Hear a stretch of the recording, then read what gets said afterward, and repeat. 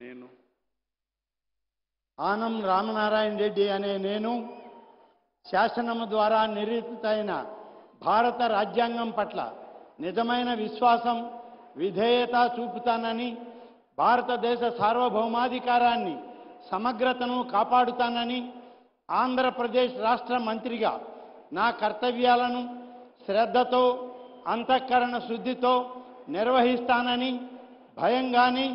పక్షపాతం కానీ రాగద్వేషాలు కానీ లేకుండా రాజ్యాంగాన్ని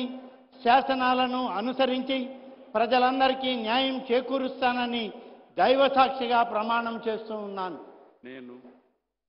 ఆనం రామనారాయణ రెడ్డి అనే నేను ఆంధ్రప్రదేశ్ రాష్ట్ర మంత్రిగా నా పరిశీలనకు వచ్చిన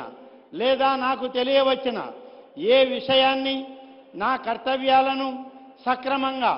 నిర్వహించేందుకు అవసరమైన మేరకు తప్ప ప్రత్యక్షంగా కానీ పరోక్షంగా కానీ